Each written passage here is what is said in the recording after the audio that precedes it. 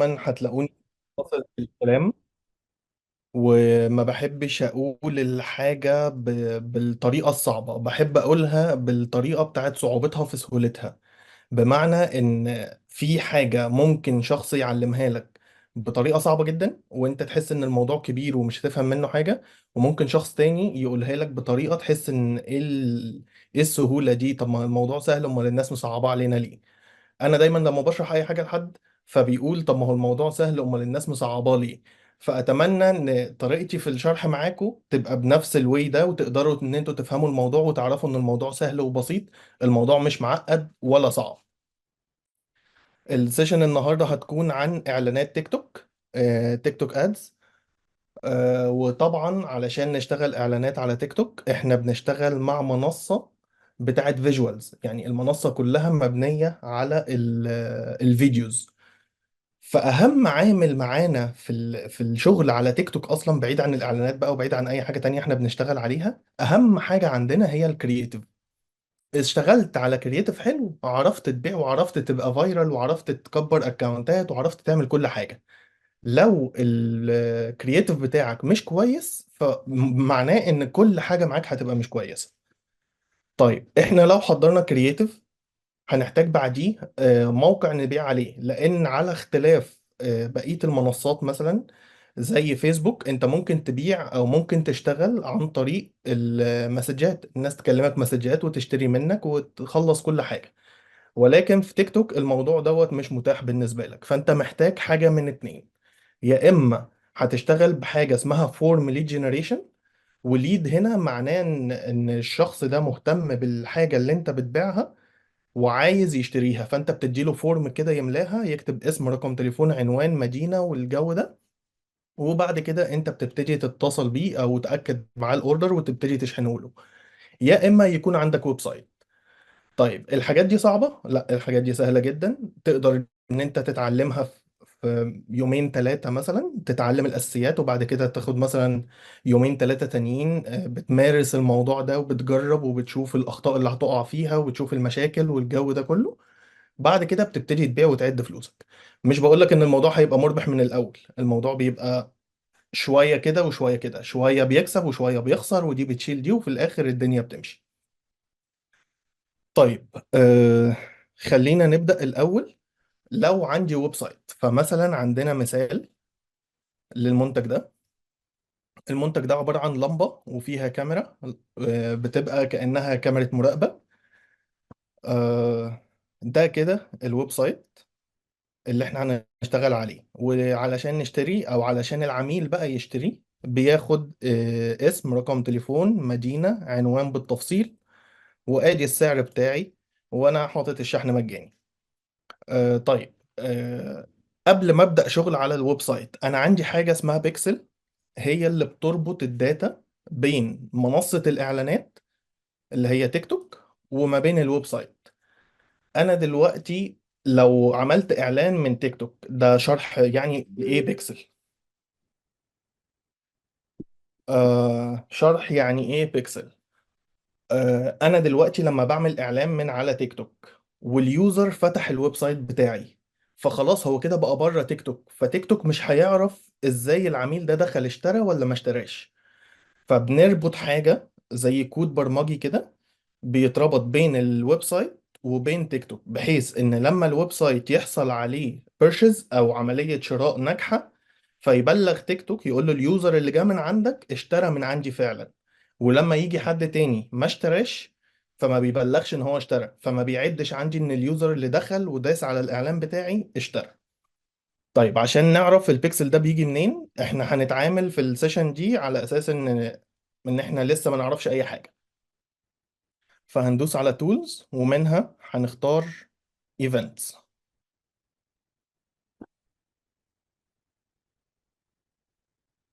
تمام، هنختار ويب ايفنتس، احنا عايزين ويب ايفنتس عشان احنا هنشتغل على ويب سايت. هيقول لي ما عندكش اي بيكسل، فهنعمل بيكسل جديدة. هندوس على كرييت بيكسل. هقول له انا هعملها مانيوال سيت اب لان انا عايز الكود بتاعها بس، وهسميها مثلا ايمن.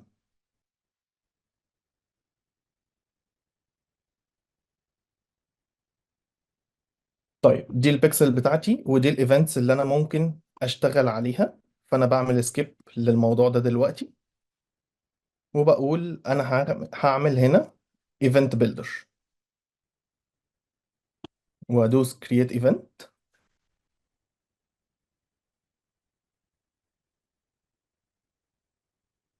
هنا بالنسبه لي الكود بتاع البيكسل، اللي انا المفروض هنا الكود ده اللي انا هاخده احطه في الويب سايت بتاعي.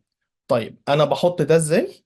لو انا بشتغل على حاجه زي ايزي اوردر او يو كان او دروبيفاي او شوبيفاي او ايا كان البلاتفورم اللي انا بشتغل عليها، هدخل على جوجل اكتب هاو تو بوت بيكسل كود ان واسم البلاتفورم اللي انا بشتغل عليها.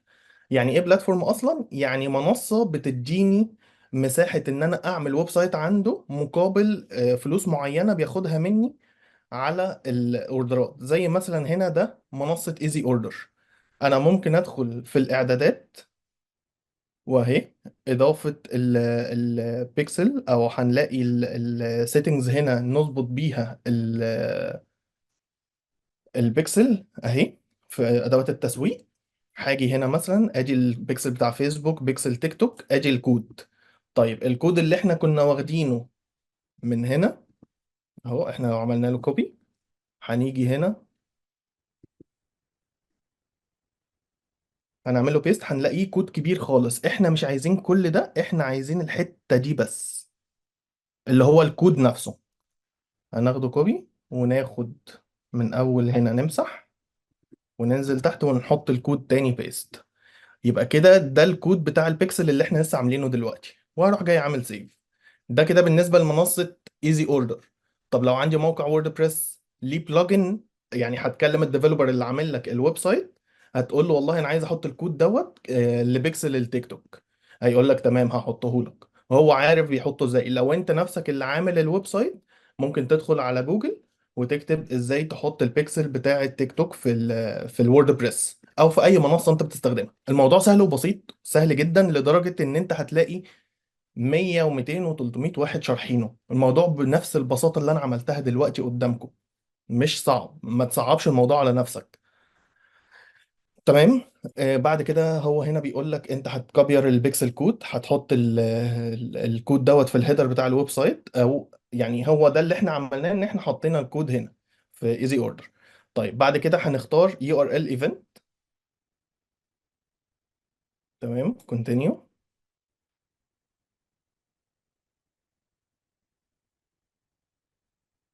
انا عايز اعمل ايفنت. طيب يعني ايه ايفنت اصلا؟ ايفنت دي يعني حدث لما يحصل لما يحصل سوري، لما حاجه تحصل فيبعت لتيك توك يقول له ان الحاجه دي حصلت. فانا اكتر حاجه تهمني ايه؟ الكومبليت بيمنت او البليس اوردر. البليس ان اوردر يعني اليوزر ده عمل اوردر عندي. طيب انا هقدر اتراك ان اليوزر ده عمل اوردر عندي ازاي؟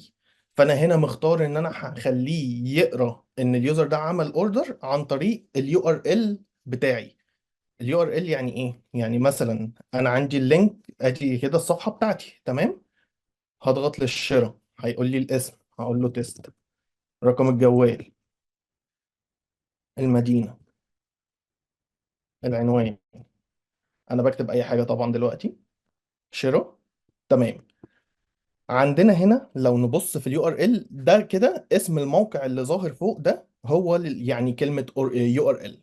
هنا لما عملنا اوردر ودخلنا لصفحة شكرا لإتمامك الطلب، ظهر هنا كلمة ثانكس. الكلمة دي مش هتظهر في أي وقت الموقع فاتح فيه أي صفحة تانية غير لما نوصل لصفحة إتمام الطلب. كده أنا يوزر دخلت على الموقع واشتريت ووصلت للصفحة دي، فانا هنا هروح جاي قايل للبيكسل لما تلاقي في اليو ار ال بتاعي او في اسم الموقع بتاعي ثانكس، يبقى كده اليوزر ده عمل اوردر. فانا هقول له، هدوس على انتر يو ار ال كيورد واقول له اليو ار ال كونتين، يعني اليو ار ال بيحتوي على ثانكس. بس كده. سيف.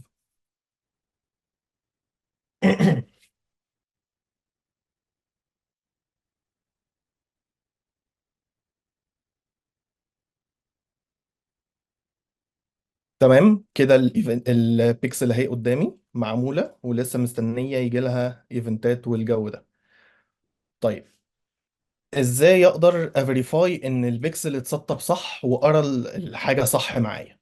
يعني ازاي اقدر اعمل ده؟ احنا دلوقتي رجعنا لصفحة اللمبة. عندنا حاجة اسمها بلجن لجوجل كروم او للبراوزر اللي احنا بنشتغل عليه. فمثلا احنا في الويب سايت ده احنا حطينا بيكسل اسمها ايمن، والكود بتاعها كان اهو. البيكسل قرت ايه معايا؟ قرت بيج فيو وفيو كونتنت. الحاجات دي لو انت لسه شخص مبتدئ هتلاقي اسامي ومسميات وحاجات كتير ما تشغلش بالك بيها خالص. الموضوع ده لسه لما تبقى متمكن شوية من الموضوع هتبتدي تفهمها عشان تعمل اوبتمايزيشن على اساسها. في بدايتك ما تشغلش بالك بيها، دي هتعطلك، بس انت ممكن تشتغل من غيرها عادي. فاصبح احنا دلوقتي وصلنا لصفحه سوري للبيكسل متسطبه. طب البلجن اللي انا دوست عليها هنا دي جبتها منين؟ دي اسمها تيك توك بيكسل هيلبر. لو عايز انزلها هدوس على العلامه بتاعت الاكستنشنز دي وادوس على مانج اكستنشنز، وهخش على من الشمال هنا على كروم ويب ستور. هكتب في السيرش فوق تيك توك بيكسل هيلبر، هلاقيها موجودة. أنا عندي عامل لها انستول. أنت هتلاقي بدل ريموف هتلاقي انستول أو اد تو كروم. هتظهر لك هنا في الايكونز دي، تعلم على العلامة دي اللي هي الزرقاء، تخليها موجودة هنا، مش لازم تدوس على دي علشان تلاقيها، هتلاقيها موجودة بره كده. تمام. نرجع للبيج بتاعتنا، اللمبة. تمام، فأنا لما جيت هنا لقيت إن في بيكسل نازل اسمه ترندي، وفي بيكسل تاني اسمه أيمن. أيمن ده اللي احنا لسه عاملينه وضايفينه دلوقتي على البيج. حلو الكلام. هنجرب دلوقتي ونشوف البيكسل ده لما انا هعمل بيرشيز او ما اعمل اوردر هيجي وهيسمع وهيقراه ولا لا. فهنكتب الاسم ايمن ورقم الجوال، او ما دول 10 ولا أكتر. تمام، مدينة، عنوان، اضغط للشراء. كده قرا معايا في البيكسل القديم والجديد. قرا معايا بليس ان اوردر زي ما احنا شايفين كده، وقرا بليس ان اوردر تاني علشان انا هنا عاملها البيكسل المنصه بتاعت ايزي اوردر. لما بحط له البيكسل بس هو بيبقى مظبط كل حاجه لوحدها. لكن لو انا ما كنتش عامل الايفنت اللي احنا عملناها في تيك توك، ما كنتش قايل له باليو ار ال فيه كلمه ثانكس، ما كنتش حاططها، فما كانتش هتظهر لنا بليس ان اوردر تاني هنا. لكن لو على ووردبريس مثلا او على ويب سايت تاني هو اصلا مش انتجريتد مع تيك توك علشان يقرا الايفنتس، فمش هيقرا غير لو انا قلت له ان اليو ار ال يبقى فيه كلمه ثانكس. فهو هنا اتدبلرت، يعني هنا دي اتدبلرت علشان انا مسطبها من تيك توك نفسه، وايزي اوردر بيظبطها هو كمان، فكده اتظبطت مرتين فاتقرت مرتين. ففي الحاله دي بخش في البيكسل بتاعتي من تيك توك والغي اليو ار ال اللي انا عامله. زي ما احنا شايفين كده قرا ان هو معانا بليس ان اوردر. كده خلاص الاوردر بتاعنا اتعمل وسمع على تيك توك. يبقى كده انا اطمنت ان البيكسل بتاعي كويس وشغال وبيقرا داتا من الويب سايت بتاعي للاكونت بتاع تيك توك اللي انا بشتغل ادز من عليه. لحد دلوقتي في حد عنده مشكلة؟ الدنيا تمام؟ حتة البيكسل كويسة ولا ايه يعني؟ ادوني اي حاجة كده.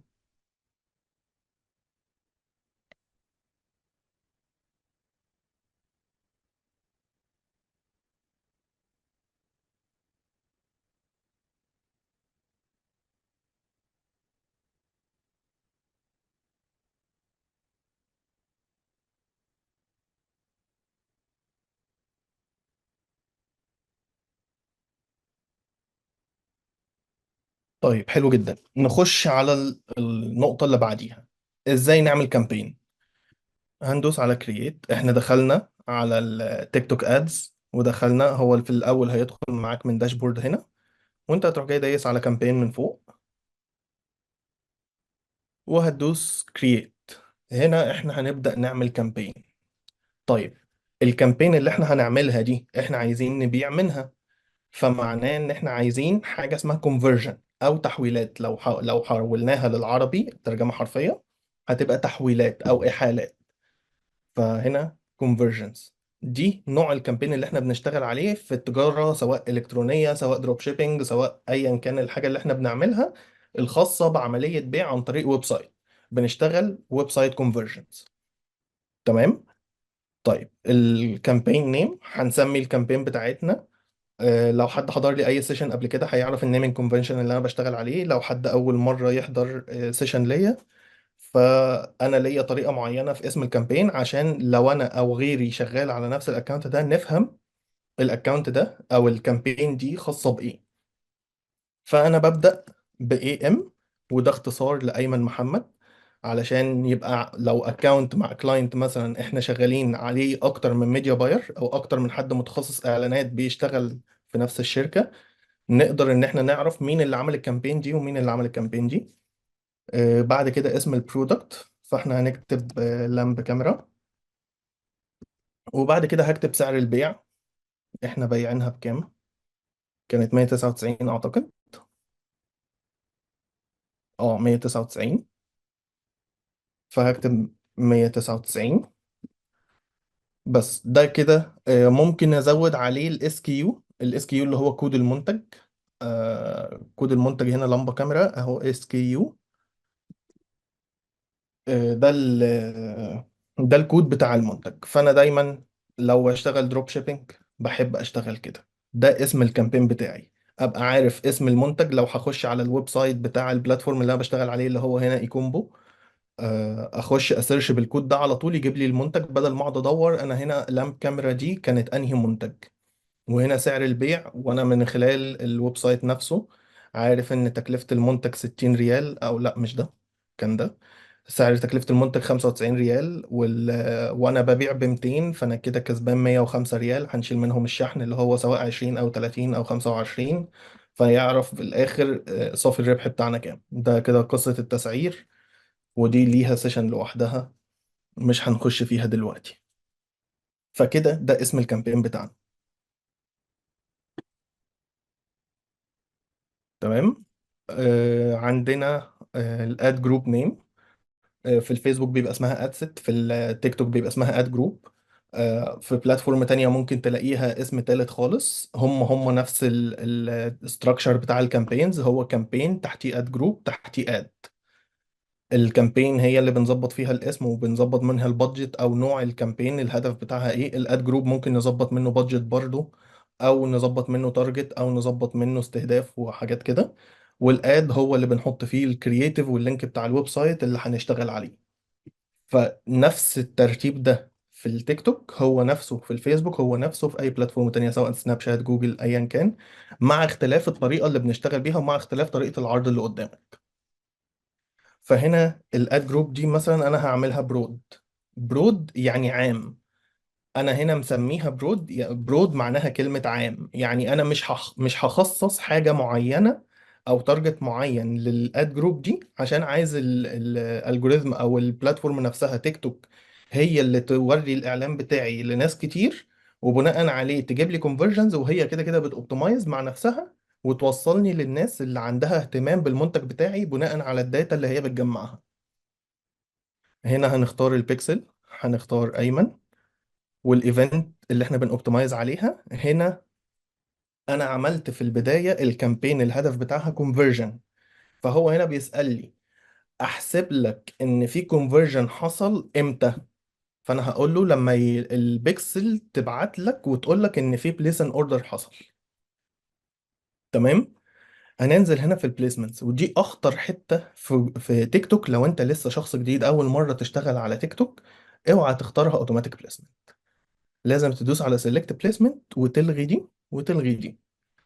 لو نسيتها فلوسك كلها هتتصرف، ويمكن ما يجيلكش منها كونفرجنز خالص، ويمكن يجيلك ولكن هتبقى غالية جدا جدا عليك، لان هو بيصرف بادجت اكبر في التو ابلكيشنز دول حاجات تبع تيك توك، ولكن احنا مش بنستخدمهم او مش دول التارجت بتاعنا، سواء البلد اللي بنبيع فيها مصر سعودية امارات ايا كان هي ايه.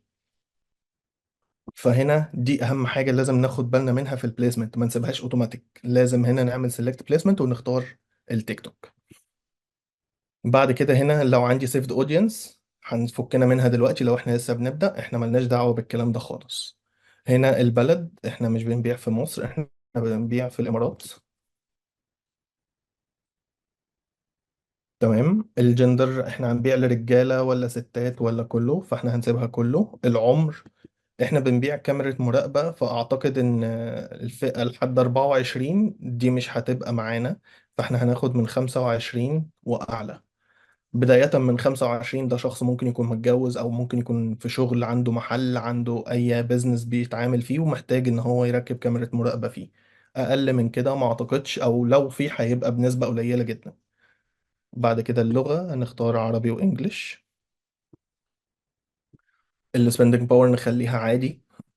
الأودينس هنا لو هنحط تارجت، طب بنحط تارجت إزاي؟ إحنا ممكن نقول له ناس عايزينها في الانكلود وناس مش عايزينها فبنحطها في الاكسكلود.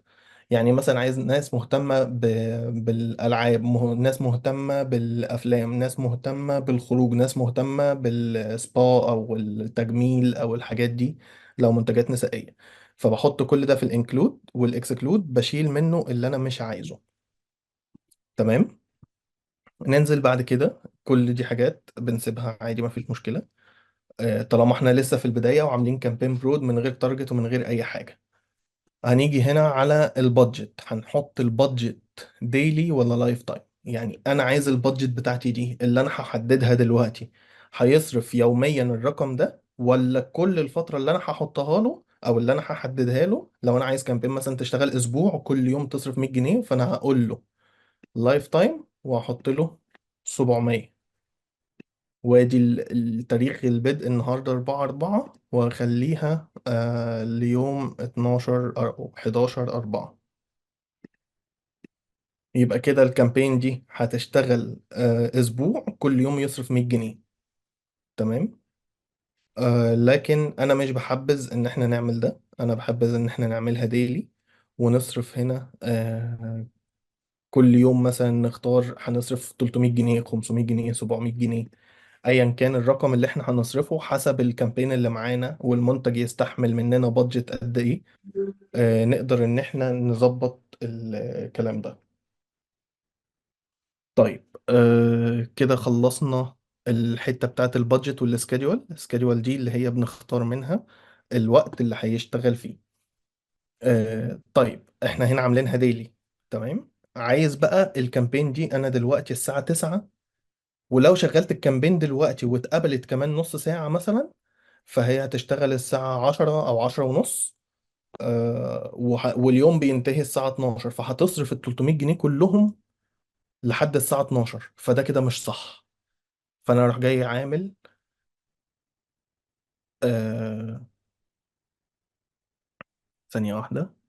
هاجي هنا أشغل الكامبين بتاعتي بكرة الساعة صفار. تمام. يبقى كده الكامبين بتاعتي هتشتغل بكرة الساعة اللي هي النهاردة الساعة 12 بالليل. تمام. الاوبتمايزيشن جول احنا اخترناه قبل كده وهو الكونفرجن. الحاجات الباقية دي كلها بنسيبها زي ما هي، ما بنلعبش فيها، احنا لسه بنبدأ على الله حكايتنا، ما نعرفش اي حاجة في البلاتفورم دي. هندوس نيكست. كده احنا خلصنا الاد جروب بتاعتنا ودخلنا على الاد. الاد هنا اللي هو الكرييتيف، وده اللي احنا اتفقنا مع بعض ان هو اهم حاجة في الكامبين بتاعتنا، اهم حاجة نهتم بيها هي الكرييتيف او الفيديو او الصورة اللي احنا هنشتغل عليها. دي لو عملناها كويسة هتدينا نتائج مبهرة، عملناها وحشة هتدينا نتائج مش أفضل حاجة، وهتدينا نتائج غالية، وهنلاقي إن البيزنس بيخسر معانا، أو تجربتنا في الدروب شيبينج أو في الإي كوميرس أو في أي حاجة بتخسر. فتمام. هنوصل هنا أول حاجة الاد نيم هنخليها كرييتيف نيم بس، اللي هو هيديني اسم الفيديو اللي أنا هرفعه. تمام. الايدنتيتي ممكن استخدم اكونت تيك توك موجود معايا اوريدي، او ان انا اعمل كاستم ايدنتيتي. فانا هعمل هنا ايمن ستور، ولو في صورة هحطها هنا وهدوس كرييت. فكده الاعلان لما هيظهر لو بصينا هنا هتلاقي هنا مكتوب ايمن ستور. بس كده. نيجي هنا في النوع بتاع الإعلان بتاعنا الاد فورمات، هيقول لك أنت عايزه فيديو ولا كراوزل. كراوزل يعني مجموعة فيديوهات بتتحرك جنب بعض، أو صور، مجموعة صور بتتحرك جنب بعض نقدر نبدل منهم. أو فيديو، فهو فيديو على طول بيتعرض لليوزر وخلاص. نيجي هنا على الكرييتيف، أنا عامة بشتغل بفيديو، هشتغل بفيديو في المنتج ده. طيب نختار بقى هنا الفيديو، هندوس على ابلود، ندوس هنا تاني ابلود. ده الفيديو بتاع الكاميرا، وهندوس ابلود. هو هنا لسه بيعمل ابلود على ما يحمل. هنا التكست اللي هو الاد كوبي، هنا دي حاجة بنسميها اد كوبي، اللي هي التكست اللي بيظهر تحت هنا علشان يفهم اليوزر اللي ظهر له الفيديو ده احنا بنتكلم عن ايه. فممكن اقول لمبة او كشاف بداخله كاميرا لمراقبة منزلك. فزي ما احنا شايفين هنا كده تحت الاسم بتاع أيمن ستور كتب الكلام اللي أنا كتبته. طبعا هنا دي حاجة من اختصاص الكرييتيف كوبي رايتر، اللي بيكتب الكلام ده علشان يكتب لك جملة صغيرة وفي نفس الوقت تكون كاتشي بتقنع العميل إن هو يشتري منك. تمام، نيجي بعد كده على الكول تو أكشن. يعني إيه كول تو أكشن؟ يعني لو رجعنا هنا، شايف الزرار اللي تحت ده اللي هو لما بيجي لك اي اعلان في تيك توك بيكون في زرار تحت هنا مكتوب عليه حاجة. فهنا انا بقول له ايه هي الحاجة دي بقى. هو بيعمله دايناميك، دايناميك يعني عام، هو هيختار ما بين كل المقترحات لغاية ما يختار لك انضف او افضل حاجة. فانا بقول له لا ما تعملهوليش دايناميك، هدوس على edit وهخليه هنا ستاندرد واخليه شوب ناو. شوب ناو هو الحاجة المناسبة بالنسبة لي وأنا ببيع منتج. هو العميل شاف منتج فلازم هيدوس على شوب ناو أو شراء الآن، ده منطقي. لكن في حاجات تانية اسمها داونلود، هل هو لما يشوف منتج زي ده هيدوس على داونلود؟ فده مش منطقي. فعشان كده بنخليها بدل دايناميك بنخليها ستاندرد وندوس على شوب ناو. بعد كده الانتراكتيف اد اون دي حاجة مش مهمة ومش مهم ان احنا نشتغل بيها في البداية، دي بعد ما نتعمق وناخد اكسبيرينس والموضوع يتطور معانا في الادز نبتدي نشتغل بالمزايا الزيادة دي. ولكن احنا النهاردة كل همنا ان احنا نخلي الموضوع بسيط على قد ما نقدر. طيب اليو ار ال هنا الديستنيشن، احنا هنودي اليوزر بعد ما يدوس على الزرار ده اللي هو بتاع شوب ناو هيروح على فين. فهنختار اليو ار ال. اليو ار ال هنا بيكون ايه؟ بيكون اللينك ده اللي هو اللينك بتاع صفحة المنتج بتاعتي، او بيتقال عليها في بعض الكورسات او في بعض البلوجات او الحاجات اللي بتشرح شغل اسمها لاند بيج. هي دي اللاند بيج او صفحة الهبوط، او الويب سايت بتاعي، او البرودكت لاند بيج، او البرودكت بيج. ليها مسميات كتيرة جدا، كلها بترمز للصفحة اللي اليوزر هيخش يشتري منها. فتمام، حطينا كده اليو ار ال بتاعنا. نيجي هنا في التراكنج، هنختار ما عندناش اب ايفنت، ما عندناش اوفلاين ايفنت، ما عندناش اي حاجة. فهنسيب الحاجات دي زي ما هي برضو. احنا خلاص اخترنا التراكنج بتاعنا من الاد جروب ان هو هيستخدم البيكسل اللي اسمها ايمن، والاوبتمايزيشن ايفنت اللي هي بليس ان اوردر. وهندوس بعد كده سبميت.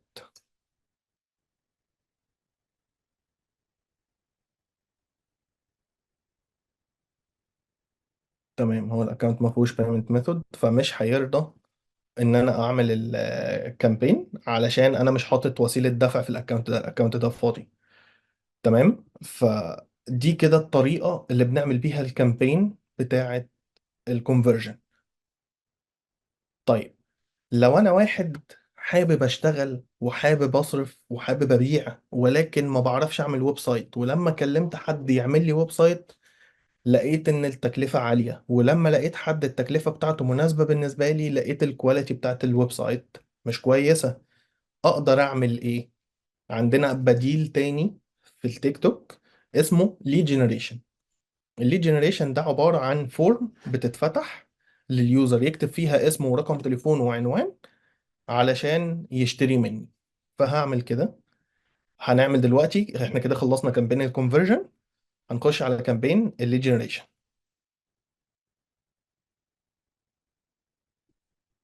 احنا هنا هنختار نوع الكامبين بتاعتنا بقى ليد جنريشن. مش هنختارها ويب سايت كونفرجن، لان احنا هنا مش هنشتغل على ويب سايت، احنا هنشتغل جوه تيك توك نفسه. تمام. هنسمي الكامبين اي ام وال جي، يعني ليد جنريشن، وبعد كده لامب كاميرا 200. وبعد كده هنحط الكود بتاع المنتج اللي هو الاس كيو، وهندوس كونتينيو. نفس الموضوع هعمل الكامبين برود. انا هعدي الستبس هنا كلها بسرعة، ولكن هنا عندنا البليسمنت، مفيش بليسمنت غير تيك توك موجود هنا، مفيش بقى الاوتوماتيك بليسمنت علشان الليد جنريشن مش موجودة عندهم غير في تيك توك بس، فهو ما ادكش اوبشن ان هو يشتغل في بانجل والنتورك التالتة اللي مش فاكر اسمها. فهنا احنا اشتغلنا على انستنت فورم اللي هي الليد جنريشن بتاعتنا، والبليسمنت مظبوط، والاسم فوق حطينا اسم الاد جروب بتاعتنا برود. هننزل تحت ما عندناش سيفد اودينس. اللوكيشن بتاعنا هنختار امارات. تمام. الجندر ميل وفيميل، وقلنا ان احنا مش هناخد من 18 ل 24، احنا هناخد من اول 25 وطالع. واللغات هناخد عربي وانجليزي، علشان في الامارات في لغات تانية كتير انا مش عايز اصرف عليها فلوس، لان هي مش هتاخد او مش هتشتري مني، يعني هي مش من التارجت بتاعي اللي يقدر يشتري مني. السبند باور زي ما هو، الاودينس زي ما هو، والانترست زي ما هو، كل حاجه هنسيبها زي ما هي. هنشتغل برضو ببادجت 300 جنيه في اليوم. بعد كده انا ممكن اخلي الكامبين بتاعتي تشتغل بكره الساعه اصفار، يعني الساعه 12 بالليل، يعني النهارده الساعه 12 بالليل. تمام. بعد كده السي بي اي انا مش هحط له تارجت، انا هسيبه هو يشتغل اوتوماتيك، وهدوس نيكست.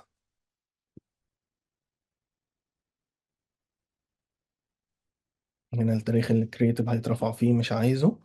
الايدنتيتي خلاص احنا عملناها في الاكونت من المرة اللي فاتت، فهتبقى هي دي سنجل فيديو. هنا بقى عندنا حاجة تانية.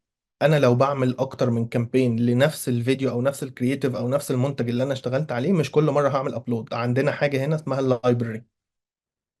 اللايبرري هي المكتبة بتاعت الفيديوز اللي انا رفعتها قبل كده، فانا رفعت الفيديو ده قبل كده، فانا مش محتاج ارفعه تاني. فانا هدوس عليه هنا، ادي الفيديو اتحط للاعلان بتاعي. طيب التكست هكتب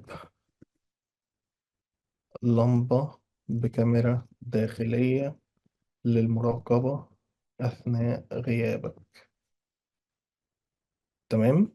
هنا بقى هننزل للكول تو أكشن، هنعدلها بدل ما هي دايناميك نخليها ستاندرد شوب ناو. بعد كده انتراكتيف اد اون مش هنيجي جنبها دلوقتي. هنا الديستنيشن هيبقى انستنت فورم. لو تفتكر في الكونفرجن كان هنا الديستنيشن خليناه ويب سايت يو ار ال. هنا الفورم بقى احنا ما عندناش فورم، فهندوس كرييت. هنختار نوع الفورم بتاعنا، واحد من التلاتة دول ايا كان الشكل اللي احنا عايزينه. كل واحد بيختار الفورم اللي تمشي على هواه وتمشي على مزاجه. فمثلا انا بختار دايما الادفانسد فورم. هاجي اول حاجة فوق اروح جاي عامل اسمها اللامب، او اسم الكامبين يعني. بعد كده هختار اللانجوج بتاعتها، هنختار ان هي عربي. مور فوليوم او هاير انتنت، هنا بيختار بين نوعين للفورم نفسها. على اليمين هنا الفورم باينه قدامنا.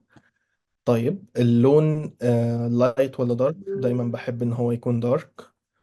البارامترز ده مش عايزينها دلوقتي. ندخل بعد كده على البانر اللي هي الصوره اللي هتظهر فوق هنا.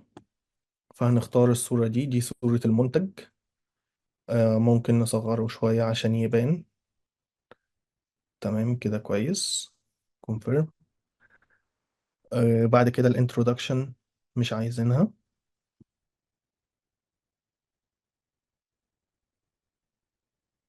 او ممكن نخلي الانترودكشن لوجو، نحط اسم برضو، لو لينا لوجو للبراند بتاعنا تمام، لو مفيش ممكن نحط اي صورة تانية. فحاليا انا هحط نفس صورة المنتج. الاسم هنكتب لمبة بكاميرا داخلية، والهيدلاين حاجة بتتكتب تحتيها هنا، فأقول كاميرا عالية الدقة لمراقبة منزلك أثناء غيابك. تمام.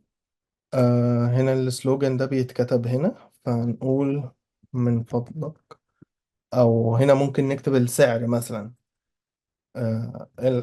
العروض أو مثلا نقول تخفيضات بسعر 199 بدلا من 249.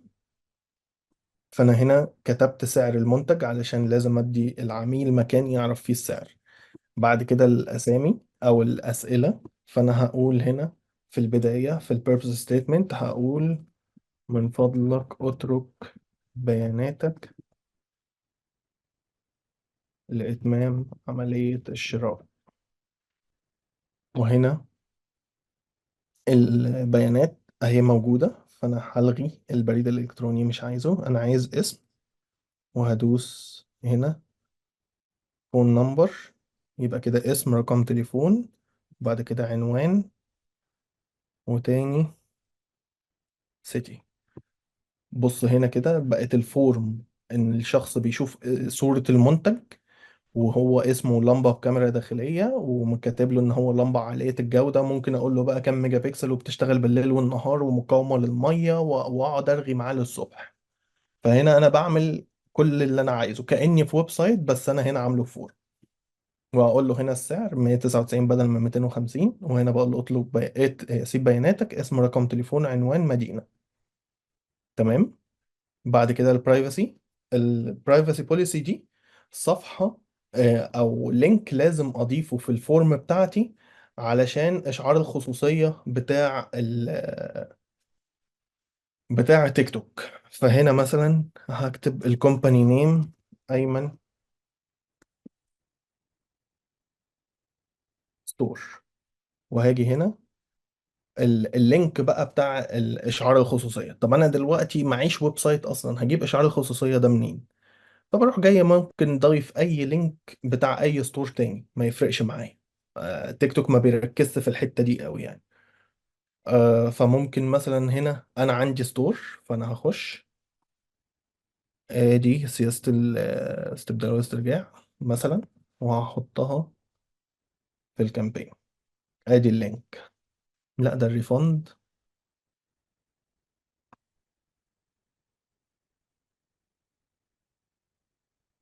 احنا عايزين خصوصيه، البرايفسي بوليسي.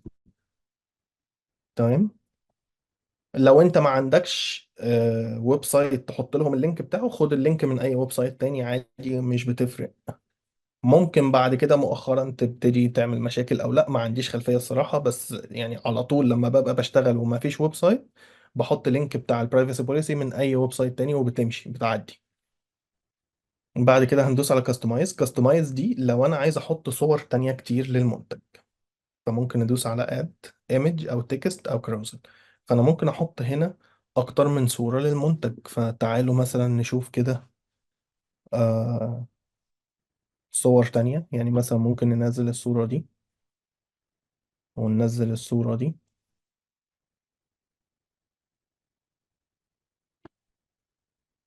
تمام. هندوس هنا اضافة، هناخد دي ودي ودي.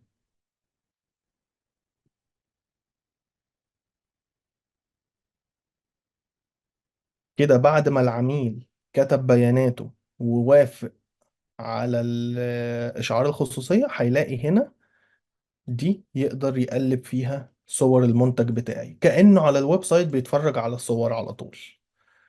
بعد ما يدوس على إرسال هيوصل له هيوصل للصفحة دي، شكرا لردك، اضغط لمعرفة المزيد. أنا مش عايزه يعمل كده بقى. أنا ممكن أقول له هنا آه تمت عملية الشراء بنجاح. وهاجي هنا اقول له توقع منا مكالمة هاتفية لتأكيد طلبك في خلال ساعات. للمزيد من العروض الحصرية اشترك معنا في قناة التليجرام. واجي هنا الويب سايت ده اخليه اشترك في قناة التليجرام، وهاجي هنا احط اي لينك لتشانل تليجرام بتاعتي. يبقى انا كده العميل بعد ما بيشتري مني انا مش بسيبه يطير، لا انا بدخله كمان ان هو يخش يشترك معايا في قناة تليجرام. فبعد كده لما انا يبقى معايا منتجات تانية اقدر ان انا ابيعها، اروح جاي داخل بعت لهم على جروب التليجرام، فبقى انا كده ببيع منتجات من غير اصلا ما ادفع فلوس في الاعلانات. فانا لما بدفع فلوس في اعلانات الناس بتشتري وفي نفس الوقت بتشترك معايا في جروب التليجرام، فلما يجي لي على التليجرام ابيع انا من غير ما ادفع فلوس تسويق تاني، وهكذا. يبقى انا بستفيد من العميل اكتر من مرة في نفس الوقت. فهنا مثلا هحط جوجل دوت كوم عشان يبقى لينك وخلاص. هدوس سيف. تمام سيف دي يبقى كده ما عنديش ايرور. طب لو كان عندي ايرور او في اي حاجة ناقصة هنا مش هيسيف. هدوس كومبليت. تمام. عايز بدايته. ماشي هنكبره من هنا عشان يبقى بدايته HTTPS، وهندوس كومبليت.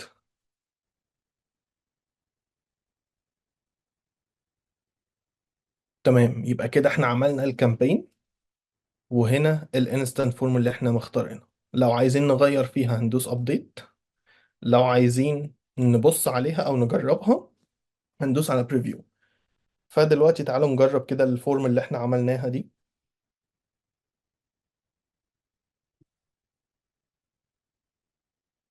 تمام. اليوزر هيخش هيشوف الصفحة دي بالظبط على موبايله، يعني الحتة دي كده هي اللي هتظهر على موبايل اليوزر اللي بيظهر له اعلانك وداس على زرار باي ناو. هيشوف كل ده، هيكتب اسمه، رقم تليفونه، عنوانه، وبعدين هينزل تحت هيلاقي الصور. هيخلص هيدوس على سبميت، هيحوله على الصفحة دي. هتلاقيه هنا تمت عملية الشراء بنجاح، توقع منا مكالمة هاتفية لتأكيد طلبك في خلال ساعات. ده علشان أخليه يرد على أرقام غريبة لو هو ما بيردش على أرقام غريبة، لأن في ناس كتير جدا ما بتردش على أرقام غريبة. وانا عندي confirmation كول هتوصل للعميل عشان الاوردر يتاكد. فانا لازم اقول له هنا ان انت هتجيلك مكالمه مني توقعها خلال ساعات. وهنا عملت له حته كده عشان استفيد منه تاني، ان انا اشترك معايا في الجروب بتاع التليجرام بتاعي او الواتساب او ايا كان الجروب اللي انا بعمله، او مثلا جروب على الفيسبوك، صفحه على الفيسبوك، ايا كان المكان اللي انا عايز ابني فيه كوميونتي مع الناس. اقدر ان انا اخليهم يدوسوا على الزرار ده فيشتركوا معايا في الكوميونتي ده. كده خلصنا. هنا بقى موضوع الليد جنريشن ده او الانستنت فورم اللي احنا عملناه ده ما بيحتاجش بيكسل اصلا. يعني البيكسل عشان ويب سايت بره تيك توك، انما احنا هنا جوه تيك توك فمش محتاجين بيكسل، لان تيك توك هو اللي هيقرا ان في كام كونفرجن حصل بناء على كام واحد ملى بياناته داس كونفيرم او داس شراء في الفورم اللي احنا عملناه. بعد ما هنخلص خالص مفيش اي حاجة تانية هتتعمل، هندوس سبميت. ولكن هو هنا عايزنا نوافق على الشروط بتاعتهم. ماشي موافق يا عم.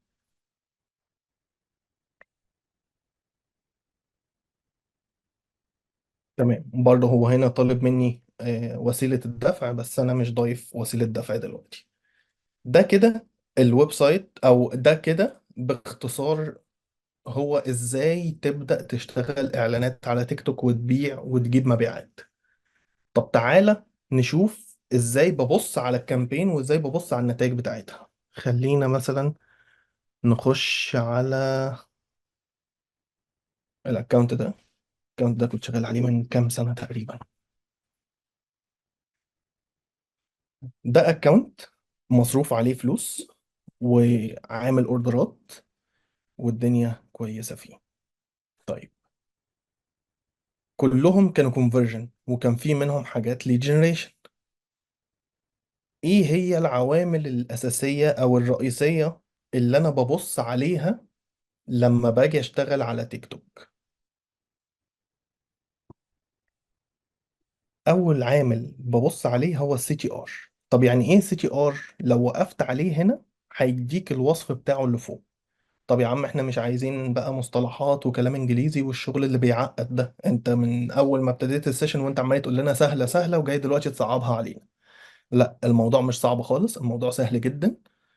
سي تي ار اختصار لكليك ثرو ريت، يعني نسبة الناس اللي شافت الإعلان بتاعك مقارنة بنسبة الضغط على الإعلان. فأنا الإعلان بتاعي ظهر لكام واحد؟ الإعلان مثلا نقول ظهر ل100 واحد، اللي داس على الإعلان ودخل عشان يملى الفورم 10. يبقى أنا كده النسبة اللي هي السي تي ار بتاعي هيبقى 10%. وده نسبة عالية. مش في كل البيزنس او مش في كل النيتشات، نيتش يعني مجال، يعني مش في كل المجالات بتبقى النسب دي عالية. فخلينا نبص هنا على السي تي ار ده. السي تي ار عندنا بيندرج من تحت ال1% ل1% وشوية. طب هل النسبة دي كويسة؟ اه، تعتبر كويسة. في حاجات كتير وحشة، في حاجات كتير حلوة، في حاجات خسرتني، في حاجات كسبتني. الاكونت ده مش بتاعي عموما، بس ده اكونت انا شغال عليه، يعني ليا اكسس عليه عشان اشرح لكم منه، لكن ده مش اكونت بتاعي. ففي حاجات كتير من السي تي ار ده تخسر، وفي حاجات تكسب. فبناء عليه اول حاجه ببص عليها هو السي تي ار. دايما احاول اخليه قرب ال1% او اعلى من ال1%. يعني عندنا ده مثلا 0.96، ده كويس. 0.64 ده بحاول اعدله. طب 0.78 يعني 0.45 ده ضايع. بس تعالى بقى نبص في الناحيه التانيه. او قبل ما نبص في الناحيه التانيه، السي تي ار ده اصلا بيتاثر بايه؟ ده بيتاثر بالكرييتيف. عشان كده من اول ما ابتدينا السيشن عمال اقول لك اهم حاجه الكرييتيف. اهتم بالكرييتيف، الكرييتيف هو اللي هينجحك، الكرييتيف هو اللي هيخليك تبيع. اليوزر لما بيشوف الاعلان بتاعك ويهتم بيه او يقتنع بيه هيدوس عشان يشتري المنتج منك. فاصبح كده هي دي نسبه السي تي ار بتاعك. فكل ما علينا الكواليتي بتاع الكرييتيف بتاعنا ووصلنا لليوزر الصح، كل ما السي تي ار بتاعنا اعلى، فالكونفرجنز بتاعتنا بقت اعلى. طيب هنا كامبين زي دي مثلا، اللي هي اول واحده. الكامبين دي مصروف عليها 17700 جنيه تقريبا، وجايبة 191 مبيعة، يعني باعت 191 اوردر من المنتج اللي هو كان اسمه هيدروليك ليفت. طيب كونفرجنز هنا بتعد لنا المبيعات. طب سي بي ايه؟ كوست بير اكشن، او كوست بير سيل، او كوست بير بيرشيز. ليها مسميات كتير، في الاخر هي كلها نفس المسمى، اللي هو تكلفة المبيعة الواحدة اللي أنا جبتها، أو تكلفة الكونفرجن الواحدة اللي أنا جبتها. فأنا هنا الكونفرجنز عندي 191 كونفرجن، الكونفرجن الواحدة كلفتني 92 جنيه. طيب أرجع هنا بقى لسياسة التسعير بتاعتي. هل أنا المنتج بتاعي يستحمل إن أنا المبيعة الواحدة تجيلي ب 92 جنيه؟ لو يستحمل وأنا كده كسبان، فأنا كده الكامبين دي ناجحة معايا. طب الكوست بتاعي هنا عالي، والكامبين ما تسمحش ان احنا ندفع الرقم ده، فهقفل الكامبين. فبناء عليه لازم اكون حاسب حسبتي صح، وعارف سعر المنتج، عارف التسعير بتاعي يستحمل ان السي بي اي بتاعي يبقى كام، وابتدي اشتغل على اساسه، لان ده اللي هيخليني اخد قرار اقفل الكامبين او اسيبها شغال. تمام. هنا الكليكات، نسبة الكليكات اللي الناس داستها على الإعلان بتاعي. وهنا الامبريشن، يعني نسبة أو عدد الناس اللي شافوا الإعلان بتاعي. فأنا الإعلان ده ظهر ل1,217,000 واحد، بس فيهم 10,000 واحد هو اللي داس على الإعلان علشان يشوف السعر ويشتري. من ضمنهم 191 واحد بس هم اللي نفذوا فعلا واشتروا، والباقي ما اشتراش. فأصبح كده دي البيانات الأساسية اللي بنشتغل عليها. السي في ار هنا معناه conversion rate، يعني نسبة الناس اللي دخلت على الويب سايت وعملت conversion، حققت conversion. الرقم ده كل ما على أكتر، كل ما معناه إن أنت سعرك كويس ودنيتك كويسة، واعلانك الكرييتيف بتاعه كويس، والناس بتحب تشتري منك وانت واصل للتارجت الصح. فكل ما الكونفرجن ريت معاك بقى اعلى، كل ما الدنيا معاك بقت الطف، وهتلاقي السي بي اي هنا بيقل، لان الكونفرجن ريت لما يعلى السي بي اي هيقل، لان نسبة الناس اللي بتخش على الويب سايت بتاعك بتشتري كتير، فمعنى ان الشراء كتير بنفس كمية الفلوس، يبقى السعر لكل مبيعة هيقل. تمام. هنا عندنا حاجة كمان اسمها سي بي ام، وهنا يعني ده اختصار كوست بير ميل.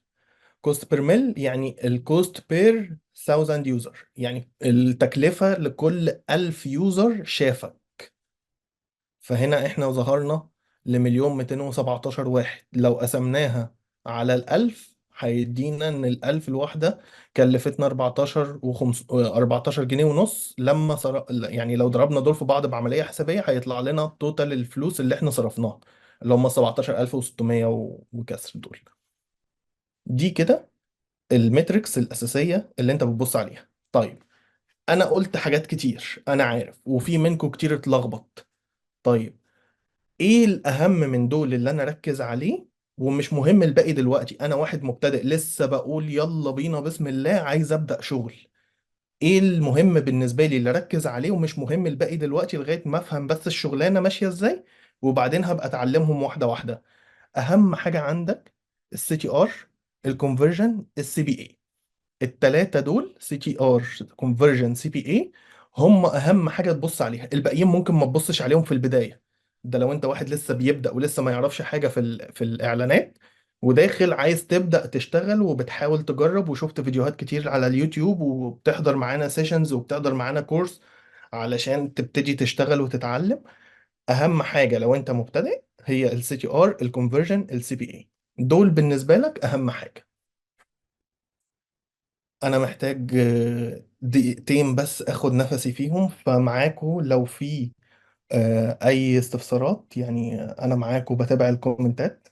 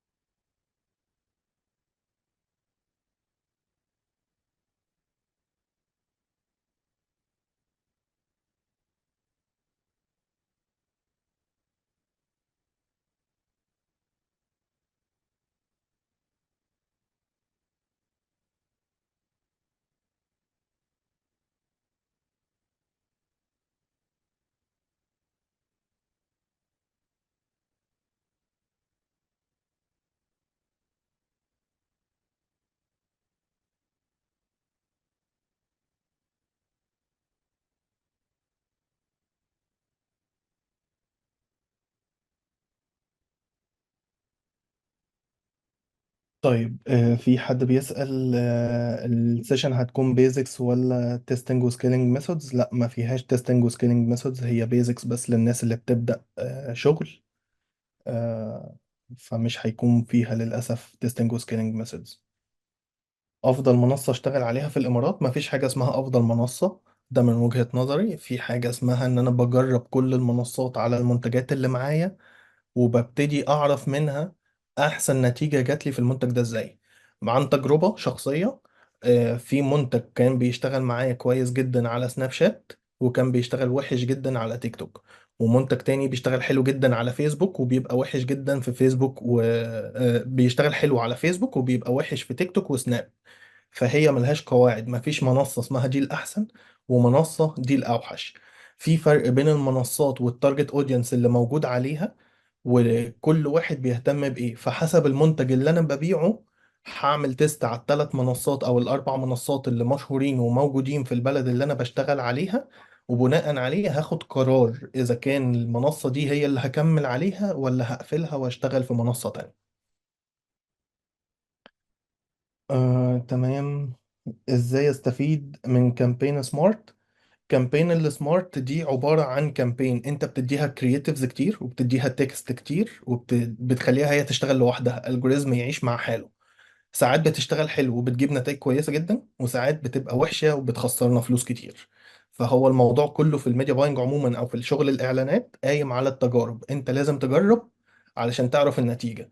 انا ممكن التجربة بتاعتي تكون ناجحة وكويسة جدا، واقول لك عليها وتعملها زيي بالظبط وتخسرك وتبقى وحشة جدا. فالموضوع ملهوش حاجة ثابتة وملهوش معيار ثابت. الموضوع كله مبني على التجربة. لازم تجرب ويكون قدامك ارقام زي اللي انت شايفها دي كده، ارقام بناء عليها بتاخد اكشن وبتاخد قرار.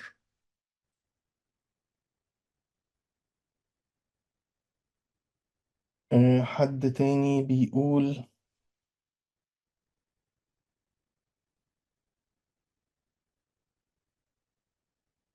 محمد عادل بيقول النتائج دي على اكونت ايه؟ لا، النتائج دي على اكونت من حوالي 4 سنين او 3 سنين وكانت شغالة خليج. فالارقام دي ما تحلمش انك تشوفها في نتائج في الخليج دلوقتي، علشان النتائج دي، الارقام دي اصلا يعني لو بصيت للسي بي اي في اياميها كان الدولار بحاجة و20 جنيه. فاحنا بنتكلم في سي بي اي 2 دولار و3 دولار 4 دولار. ففي عندك هنا نتائج صعب ان انت تحققها في الدروب شيبينج النهارده. بتحققها لو معاك منتج وينر ومقفول عليك، او مفيش غيرك بيبيعه، او منتج انت عامل له كرييتيف حلو جدا عشان تعرف توصل لنتائج زي دي.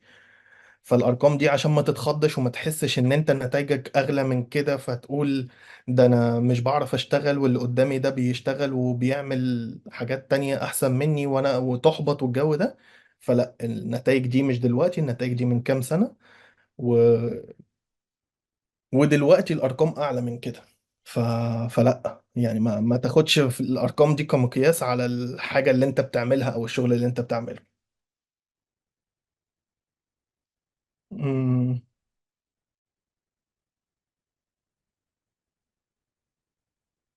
طيب، اشرف بيقول ان هو عمل كامبين كونفرجن على حساب جديد والنتائج كانت وحشه جدا، ولما سأل قالوا له الاكونت لسه جديد. الموضوع دوت حقيقي، ان الاكونت الجديد هو لسه مش فاهم انت بتبيع ايه ولا بتشتغل على ايه، والالجوريثم اللي هي الخوارزميات بتاع التيك توك مش عارفة توصل الاعلان بتاعك لمين. مين الناس اللي انت بتبيع لها اصلا، خصائصهم ايه، او البيهيفيور بتاعهم على المنصة عامل ازاي. فبيبتدي يعرض بشكل عشوائي لغاية ما يلاقي ناس ابتدت تهتم وابتدت تعمل كليكات على الإعلان بتاعك. فيبتدي يشوف خصائصهم أو البيهيفيور بتاعهم على المنصة بتاعتهم عامل ازاي، ويودي إعلانك لناس شبهه. عشان كده دايما لما بنعمل إعلانات على تيك توك ما بنحكمش عليها من أول ولا تاني يوم، بنحكم في تالت يوم. بنشغل الإعلان بكامبين ببادجت قليلة، وبعد تاني يوم أو تالت يوم نبتدي نحكم على النتائج. هل النتائج كده بقت كويسة ولا لسه وحشة، ولا محتاجين نظبط السي تي ار، فالكرياتيف بتاعنا محتاج يتظبط، ولا السعر بتاعنا عالي في سي تي ار عالي ولكن مفيش كونفرجنز أو كونفرجنز غالية، يبقى معناه إن السعر بتاعي عالي. ودي حاجة مهمة جدا. لو لقيت السي تي ار بتاعك عالي، معناه ان الناس كتيرة مهتمة بالمنتج بتاعك وبتدوس وبتدخل على الصفحة بتاعتك او على الفورم بتاعتك، ولكن الكونفرجنز قليلة، وبناء على ان الكونفرجنز قليلة فالسي بي اي هيبقى عالي. فكده انت عندك مشكلة. طب ايه هي المشكلة؟ طالما الناس مهتمة وبتدخل الويب سايت وما بتشتريش، ما بتشتريش ليه؟ ما هو مش فاضل لك حاجة غير يا اما انت مش مبين المنتج صح في الويب سايت بتاعك، او الويب سايت فيه مشكلة فالناس ما بتعرفش تشتري منه، او طالب منهم بيانات زيادة عن اللزوم، او حاجات هم مش هيعرفوا يوفرها لك. زي مثلا في ناس بتقعد تطلب حوالي 8 او 10 حاجات في العنوان زيادة، فاللي هو طب انا هكتب لك كل ده ليه؟ بتخنق بروح جاي قافل ويا عم مش مشتري منك. يا اما في الاخر التسعير، انا ممكن اخش اشوف منتج عجبني وحلو جدا اخش عشان اشتريه، الاقيه مثلا سعره مبالغ فيه اروح جاي قافل تاني. فانا كده بقى عندي سي تي ار عالي ولكن كونفرجنز قليله وسي بي اي عالي. فلازم ناخد بالنا من تحليل الارقام دي. الموضوع كله تحليل منطقي، مش اكتر من كده. تمام. طيب، حد بيسأل ازاي افتح اوبشن اللوست كوست في الاد جروب. ده اتقفل دلوقتي وبقى على طول هي الاوتوماتيك بتاعها بتاع الكامبين هو اللوست كوست. ده كان موجود. انت لو طالما بتسأل السؤال ده فانت اتفرجت على كورس قديم لحد كان بيتكلم على اللوست كوست والكوست كاب. كان في اتنين اختيار بتختار بيهم الصرف بتاعك يبقى بناء على لوست كوست ولا كوست كاب. وده دلوقتي مش موجود في تيك توك، بقى الديفولت بتاعك اللوست كوست.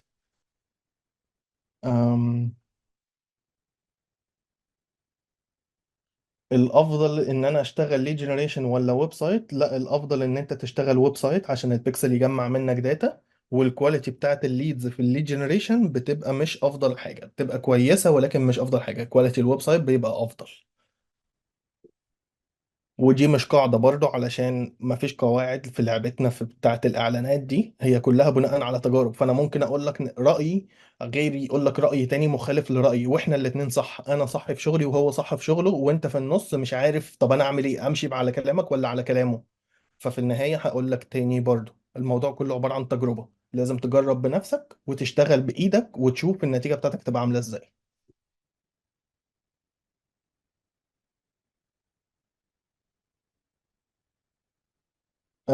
في مريم بتسأل لازم اعمل اكونت باسم الويب سايت بتاعي؟ لا، ممكن اعلان لكل منتج من غير ما تعملي الكلام ده كله. ايه المنصات المنتشرة في سوق زي الامارات، السعودية، قطر؟ تيك توك وسناب شات وفيسبوك وانستجرام، اللي هي كل المنصات بتاعت السوشيال ميديا. فهي الفكرة كلها، انت بتدخل تشوف ايه افضل حاجة. يعني السعودية افضل حاجة فيها او اعلى انتشارا هو سناب شات رقم واحد، رقم اتنين تيك توك، رقم تلاتة فيسبوك. طبعا جوجل مش بنحطه معانا في الحسبة، لأن جوجل ليه سكك تانية خالص، هو حاجة مختلفة تماما عن اللي احنا بنشرحه واللي احنا بنتكلم فيه دلوقتي في الموضوع ده.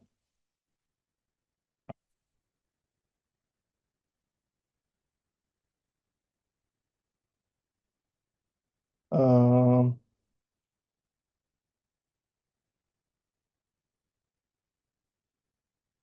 طيب، هالة بتسأل لو عملت إعلان وعايزة سكيل، أسكيل منين؟ بصي، السكيل ليه أكتر من طريقة إن أنت تسكيلي. ففي ناس بتسكيل عن طريق إن هي بتدخل على الإعلان. يعني تعالي ندخل على الإعلان. بصي هنا دي طريقة سكيل، اللي هو كل اعلان مثلا الاد جروب بتاعتي كانت ب 500 جنيه او ب 800 جنيه، وعملت لها دوبليكيت اكتر من مرة. وكل واحدة من دول حسب النتائج بتاعتها. يعني تعالي نبص هنا على النتائج. في اد جروبس كانت عالية لو رتبناهم بالسي بي اي.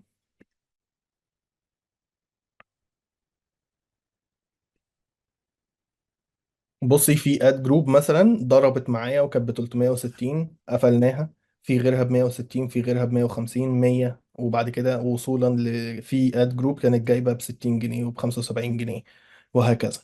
دي طريقة من طرق السكيل اللي الناس كتير بتحبها، وانا واحد منهم. انا بحب اخلي الاد جروب زي ما هي، ما بلعبش فيها. وده قانون عندنا في الميديا باينج، طول ما هي شغالة ما تلعبش فيها. الكلام هنا على الاد جروب او على الكامبين عموما، طول ما هي شغاله وكويسه ما العبش فيها. اعمل لها دوبليكيت او كوبي والعب في الجديده عادي، ما عنديش مشكله. بس القديمه اللي شغاله اللي نتائجها حلوه ومستقره بالنسبه لي، ما اجيش جنبها خالص، اسيبها زي ما هي ولا اقرب منها، ولكن اكبيرها، اعمل نسخه منها واشتغل بقى في الجديده. سواء هعلي بادجت او هقلل بادجت او هغير كرييتيف او هعمل اي حاجه، اسيب القديمه اللي شغاله كويس زي ما هي واخد نسخه منها، والنسخه الجديده دي هي اللي ابتدي اعدل فيها.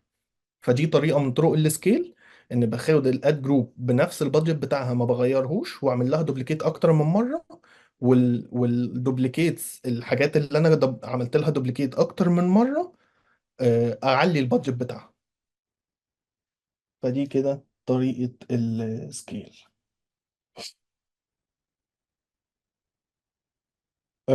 محمد بيسأل ايه اللي ممكن يساعدني عشان اعرف المنتج الوينر. طيب ده كان جزء.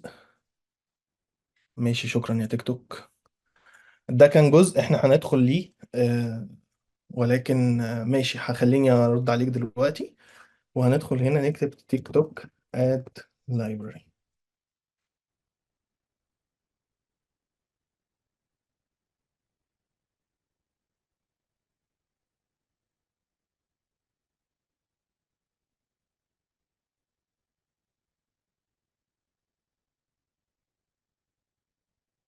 هو بقى بيتفتح منين؟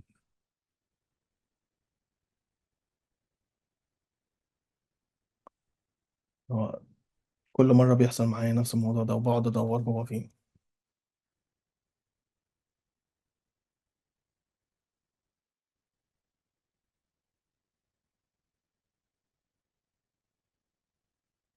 مش ده.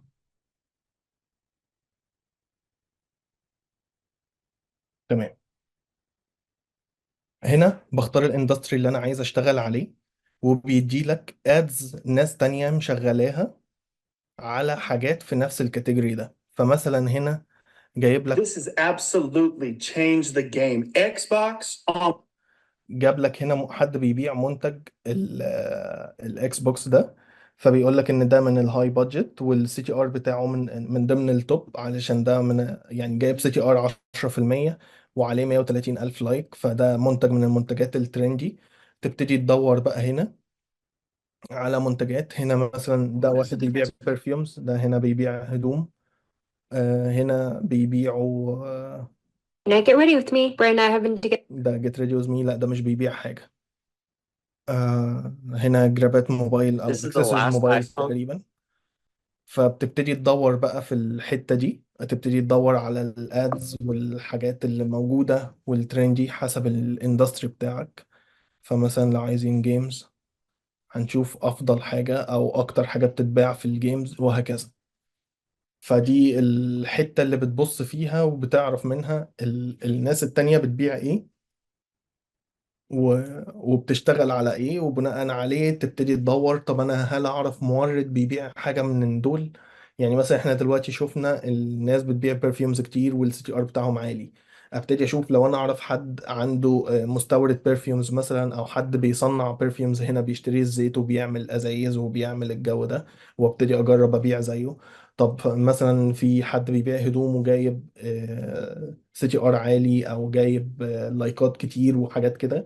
ابتدي اشوف طب انا اعرف مصنع، ممكن اروح اتفق مع مصنع واخليه يصنعني موديل معين، اجيب صورته من على النت واقول له انا عايز نفس الموديل ده، يعمله لي واعمل له فوتو سيشن وابتدي اروح ابيعه، اعمل اعلانات وابيع واستلم اوردرات وابيع. في مليون حاجة نقدر ان احنا نجيب بيها منتج وينر بناء على الريسيرش. ممكن وانت بتمسك موبايلك وبتسكرول اصلا فتلاقي حد بيبيع منتج، يفتح لك فكرة في دماغك ان انا ممكن احل مشكلة بمنتج معين. المشكلة دي كان معمول عليها كوميك مثلا او معمول عليها فيديو تريقة، فانا ادور على الحل بتاع المشكلة دي وابتدي ابيعه واعرضه على الناس. يعني في اكتر من طريقة نقدر نطلع بيها منتجات وينر. تمام. الافضل بيكسل لكل منتج ولا بيكسل لكل شريحة شغال ويب سايت؟ بص يا عبد الرحمن، البيكسل ده بيتعمل للاد اكونت، والاد اكونت بيبقى على كل الويب سايت بكل منتجاته، فانت هتشتغل على 30 منتج هتختار نفس البيكسل. ده كده لو انت بتشتغل على ويب سايت واحد. انما لو انت اكتر من نيتش، فكل نيتش لو انت عامل اكتر من ويب سايت وكل ويب سايت بنيتش محدد او بمجال معين، فانت بتختار كذا بيكسل ممكن، علشان تخلي كل بيكسل واخده الداتا بتاعه الاودينس اللي مهتم بالنيتش ده بس. فهنا تقدر تقسمهم، ويفضل لو تقسمهم على اكتر من اد اكونت كمان، مش على بيكسلات بس.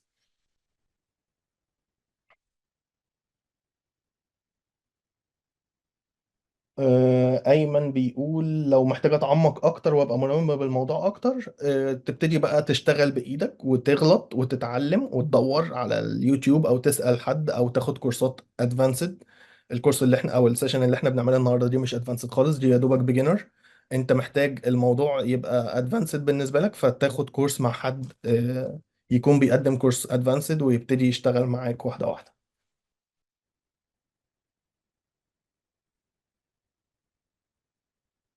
تمام، دي كده كانت الأسئلة لحد دلوقتي. لو شغال على افيليت ازاي اعرف المنتج وينر؟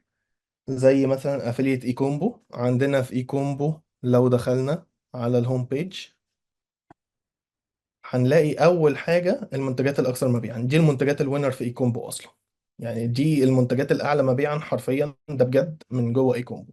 فدي اعلى منتجات بتتباع في اي كومبو. فدي يلا هدية هي من اي كومبو، بيديكي اصلا المنتج الوينر، مش بيخليكي تتعبي علشان تدوري على منتج وينر.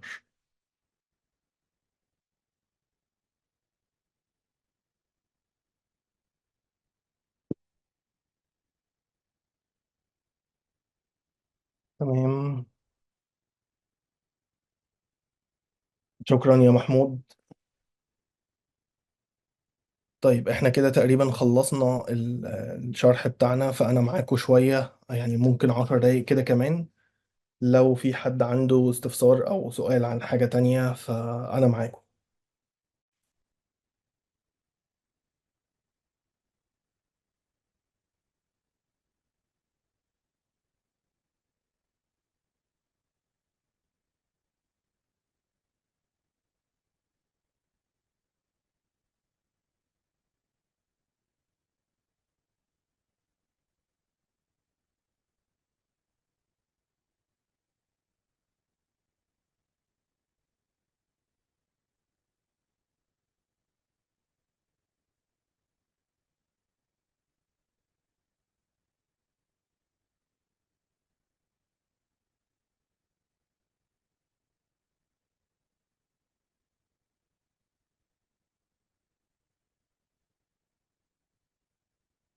طيب واضح إن احنا كده ردينا على كل الأسئلة اللي الناس كتبتها أو الكومنتات اللي جانت على اللايف على الفيسبوك.